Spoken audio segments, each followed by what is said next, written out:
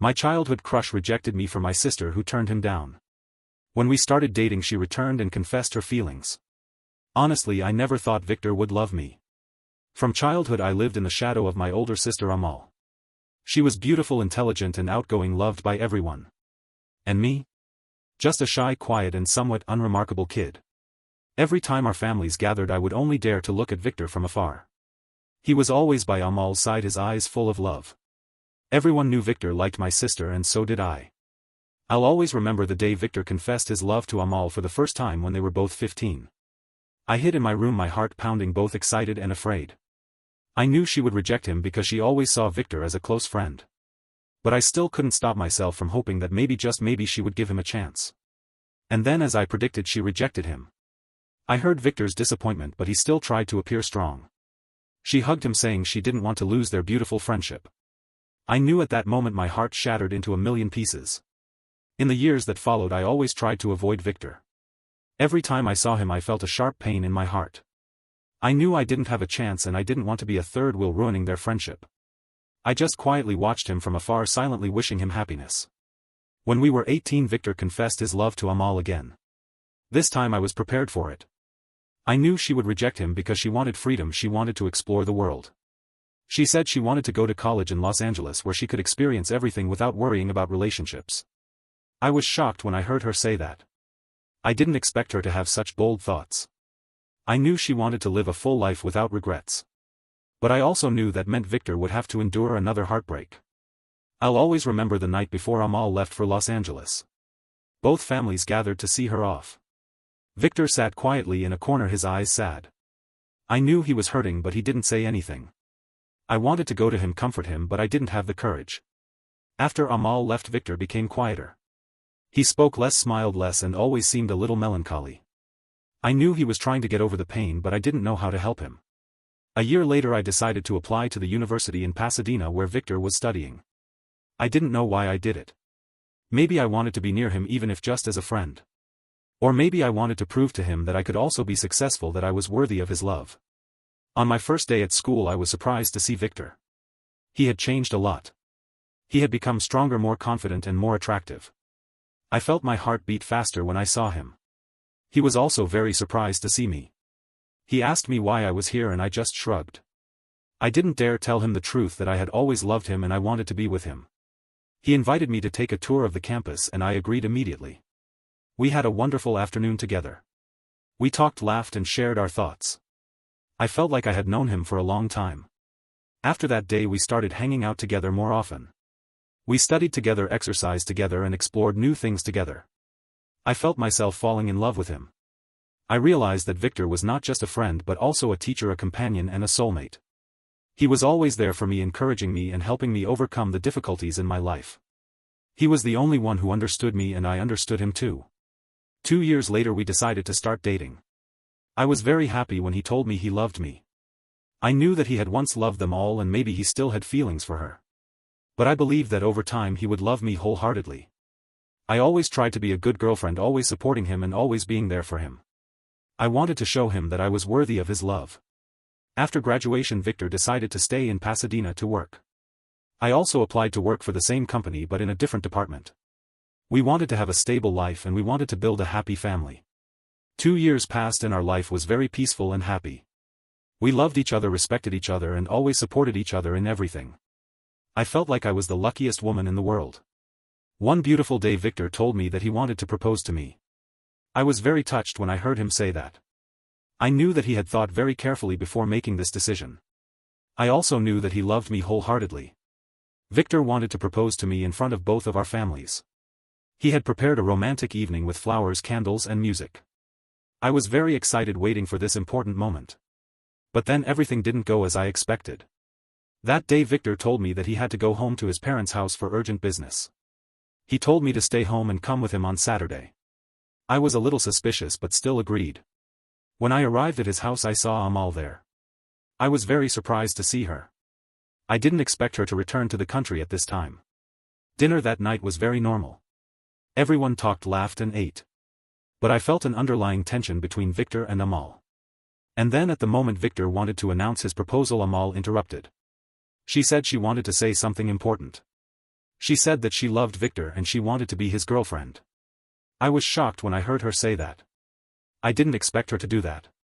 I knew that she had rejected Victor before and I believed that she no longer loved him. Everyone in the family was very surprised. My mom and Amal's mom clapped and congratulated them, but I knew that Victor was not happy.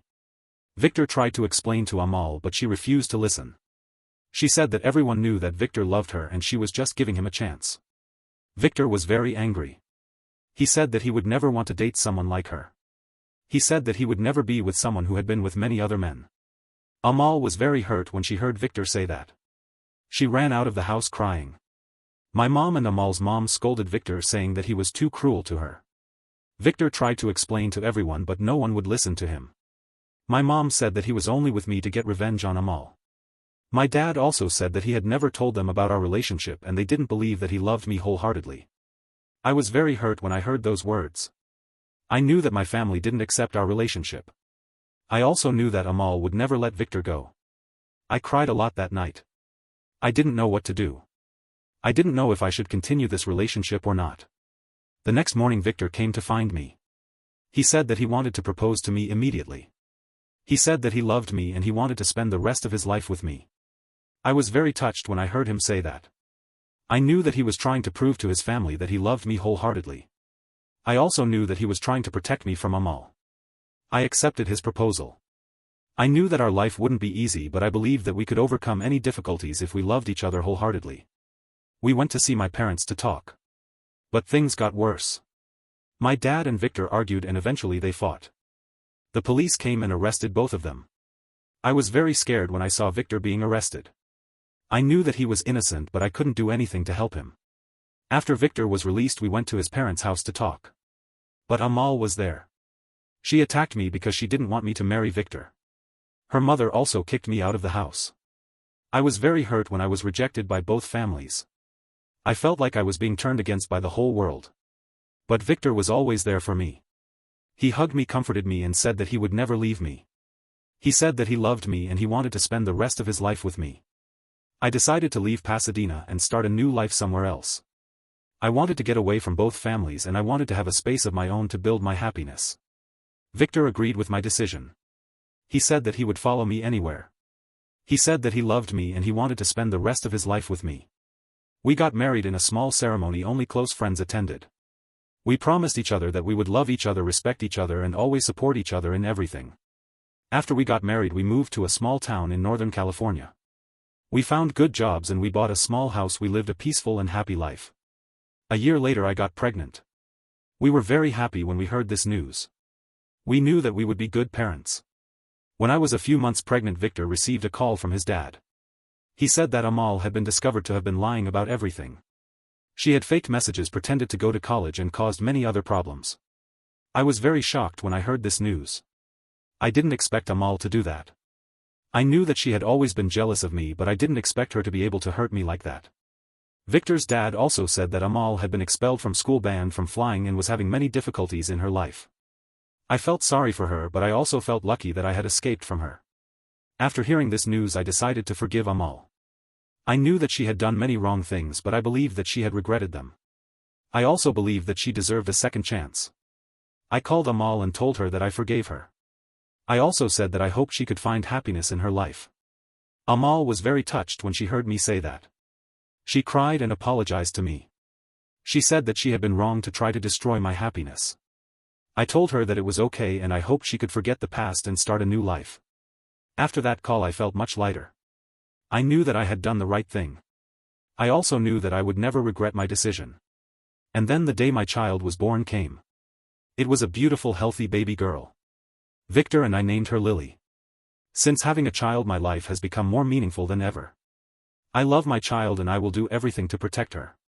Victor and I still live happily together. We love each other, respect each other and always support each other in everything.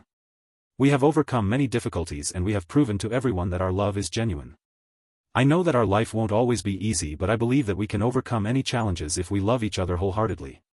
I am Hayley and I am the happiest woman in the world. I have a wonderful husband, a beautiful daughter and a peaceful life. I don't need anything else. And whether my parents come to the wedding or not, it doesn't matter anymore. I have Victor and my baby girl by my side, that's all I need. Now to the next story, story 2. I supported my family financially, and after discovering I was pregnant on vacation I decided to keep the baby despite my family's opposition. Let's be real, on paper my life looked Instagram perfect. At 32 I was killing it as a senior product manager at a fintech startup here in Boston. Years of hustle had paid off, and last year that glorious six-figure salary finally materialized. The condo downtown Florida, ceiling windows, amazing views. My BMW? Nothing crazy, just enough to make me grin when I hit the gas. But behind the carefully curated facade things were complicated. It all boiled down to one word. Family. More specifically, my financial responsibility for my family. My parents, sweetest people in the world but terrible with money. Dad's chronic back issues had sidelined him and the mortgage payments were crushing them. Mom, bless her heart, had this way of making you feel utterly guilty if you didn't help. After all we sacrificed to put you through college, Lauren. So yeah, I took over the mortgage, the utilities, the whole shebang. Then there was Megan, my younger sister. Freelance graphic designer bursting with talent but perpetually broke. The cost of living in this city is insane and her gigs were well sporadic. When she and her fiancé Jake found their dream apartment last year, guess who stepped in to cover the rent? It was manageable thanks to my salary, but those monthly expenses definitely put a dent in my designer handbag fund. Our family dynamic rock solid. Every other Sunday we'd gather at my parents' place. Mom's lasagna was legendary, Dad would share the latest neighborhood gossip, and Megan would showcase her newest design projects. It was predictable, comforting, almost ritualistic. And then I went to Costa Rica. It was supposed to be a no-brainer vacation. I'd been burning the candle at both ends with a massive platform launch. My boss David practically shoved me out the door. I booked a beachfront resort, picturing myself lost in novels and sipping fruity cocktails. Zero ambition required. That's where I met him. Mike. Mid-30s, ruggedly handsome. He was staying at the same resort, also traveling solo. The cliché happened. We met at the hotel bar. Is this seat taken? He asked, gesturing to the empty stool beside me. Dark hair, a hint of gray at the temples, laugh lines etched around his eyes. Not movie star gorgeous, but with this warm, inviting charm. One drink led to 3. We talked about everything, our jobs. He was an architect from Seattle, our favorite books, our travel adventures. By the end of the night we were strolling along the beach, stars overhead. We spent the next 2 weeks exploring the rainforest, snorkeling in turquoise waters, and yes, sharing a hotel room. It was intense, exhilarating, but not love. We were 2 adults enjoying each other's company, fully aware that it had an expiration date. We said goodbye with a kiss, promised nothing, and went our separate ways. I didn't even get his last name. Seemed like a lifetime ago now. Back in Boston I threw myself back into work, trying to bury those 2 weeks under a mountain of spreadsheets and deadlines. Then 3 weeks after my return the morning sickness hit. At first I brushed it off as stress. Then my period was MIA. The explanation, chillingly obvious, slapped me in the face. A pregnancy test bought in a frantic rush after work. My hands were trembling as I waited in my bathroom. 2 pink lines. Repeat the next morning. Same result. Pregnant. At 32. From a vacation fling with a man I barely knew. This wasn't my plan. This wasn't how my story was supposed to go. For days I functioned on autopilot, a zombie at work. My brain was a battlefield of options. The decision was the practical choice, the responsible choice. I could try to find Mike, but how? Was I really going to track down a one-night stand and turn him into a father? Then there was the terrifying alternative. I could do this alone. But strangely, as the initial shock wore off, a warmth began to spread through me. Maybe, just maybe, this wasn't a disaster. I had a good job, financial security, a great apartment. I could provide for a child. And while motherhood hadn't exactly been on my 5-year plan, I realized I didn't want to give up this chance. By the time Sunday dinner rolled around, my decision was made. I was keeping the baby. Now I just had to tell my family. The drive to my parents' place was an exercise in mental gymnastics. I rehearsed my speech. I'm 32, financially stable and perfectly capable of raising a child on my own. This is my choice. But my stomach was churning as I pulled into their driveway. Mom greeted me with a hug. You're late, she scolded, ever the matriarch. Dinner's almost ready. We settled around the table, the usual routine of passing dishes and making small talk. I barely touched my lasagna, waiting for the right moment. Dessert arrived and I took a deep breath. I have something to tell you all, I announced, my voice steadier than I felt. 3 pairs of eyes locked on me. I'm pregnant. About 7 weeks along. The silence was deafening. Mom's fork clattered against her plate. Dad froze his coffee cup suspended halfway to his mouth. Megan's eyes widened. But who's the father? I explained about Mike the vacation fling, the lack of contact information. So some random guy knocked you up and disappeared. Megan's tone was sharp. He didn't disappear, I corrected. We both agreed it was just a vacation thing. Lauren, Mom said slowly. Have you considered your options? I knew what she meant. I've thought about it a lot, I replied. I'm keeping the baby. Dad, who had been silent until now, shook his head. Lauren, think about what you're saying. You're 32, single with a demanding career. This isn't the time to have a child. Especially not one from this situation. Your father's right, Mom chimed in. You should get rid of it before it complicates your life. I stared at them stunned. I'd expected questions, concerns, maybe even disappointment. But this? This immediate push for termination? What about the father's medical history? Megan asked. You don't know anything about him. What if the baby has problems? What if there's something genetically wrong? The baby, I said, emphasizing each word, is going to be fine. You can't know that, Mom argued. Lauren, be sensible, Dad added. This isn't how you planned your life. I stood up, pushing my chair back. I've made my decision. I'm having this baby. With or without your support. I fled, tears blurring my vision. They'll call, I told myself as I drove home. They'll calm down. They'll come around once they've had time to process the news. The next morning my phone rang. It was Mom. Lauren, honey. Her voice was contrite. I'm sorry about last night. We were just shocked. You told me to abort my baby. We were concerned, that's all. But you're right, it's your decision. Let's forget about what happened and move forward. I hesitated, then sighed. Okay, Mom. Good. So we'll see you at Sunday dinner next week? Yeah, I said. I'll be there. But as I hung up, I couldn't shake the feeling that something fundamental had shifted in our relationship. And as I would soon discover, I was right. The following weeks were brutal. Morning sickness was no joke. It wasn't just in the morning, I was nauseous all day, barely able to keep anything down. After 2 weeks of struggling at work, my boss David called me into his office. Lauren, I'm concerned, David said, leaning forward in his chair. You're not yourself lately, your team has noticed too. I hadn't planned to tell anyone at work yet, but the genuine concern in his eyes broke my resolve. I explained my situation. I see, he said, nodding slowly. Well, congratulations are in order then. You need to take care of yourself. Why don't you take some time off? I can't, I protested. I have projects to manage, clients depending on me. The projects will be here when you get back. Take a few weeks of sick leave if you need to, but get some rest. Eventually I agreed. With my savings I could afford a few weeks without the additional bonuses and overtime pay. But as I was calculating my leave, a sobering thought hit me. My family's financial needs wouldn't take a break just because I was pregnant. Mom and Megan visited regularly during my leave. They'd bring groceries or homemade soup, but there was always an undercurrent to their concern. Still feeling so sick, Mom would say, fluffing my pillows. If only you'd listen to us, you wouldn't be suffering like this. It'll all be worth it when it's over. Megan was more direct. I don't know how you're going to manage alone. Babies are expensive and demanding. And what about all your other responsibilities? I knew exactly what she meant by other responsibilities. One afternoon as Mom was fixing tea in my kitchen, she hesitantly brought up finances. Lauren, your father and I were wondering about the mortgage payment for next month. Don't worry, I assured her. I've set up automatic transfers. I can still help with the bills. Her relief was palpable. Oh, thank goodness. She hugged me tightly. You're such a good daughter. As she left that day, I couldn't help wondering if her concern was genuinely for me or for the financial support I provided. But I pushed the thought away. They were family, of course they cared about me. My pregnancy dragged on through seasons of discomfort.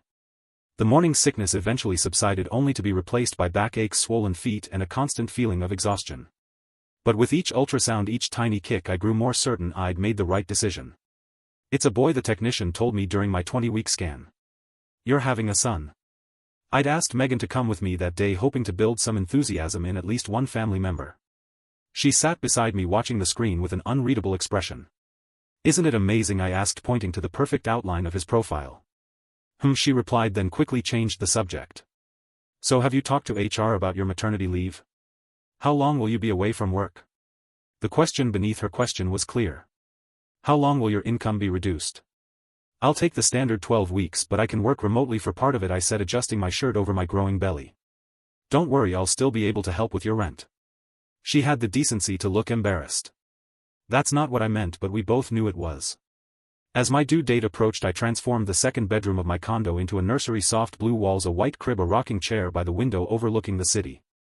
I'd sit there sometimes rubbing my belly and talking to my son about the life we'd have together. It'll be just you and me, buddy, I'd say, but we'll be okay. My family's visits became shorter and more perfunctory. Mom would drop by with prenatal vitamins or pregnancy magazines, but she never stayed long. Dad barely came at all, citing his back pain as an excuse. Megan was busy with her design work and wedding planning, though she found time to send me links to articles about single motherhood statistics and the challenges of raising a child alone. The stark contrast between my family's behavior and my co-workers' reactions was hard to ignore. My team organized a surprise baby shower complete with thoughtful gifts and genuine excitement for my impending motherhood. David assured me my position would be waiting for me after maternity leave and even suggested flexible working arrangements once I returned. "We value you, Lauren," he said. "We'll make it work." Why couldn't my family show the same support? The answer came in an unexpected way through a simple technological mistake, but that's a story for the next chapter. What happened still breaks my heart when I think about it, even now, years later. It changed everything. It forced my hand. It showed me who my real family was. And it made me realize that sometimes the blood you're born into isn't always the most important thing.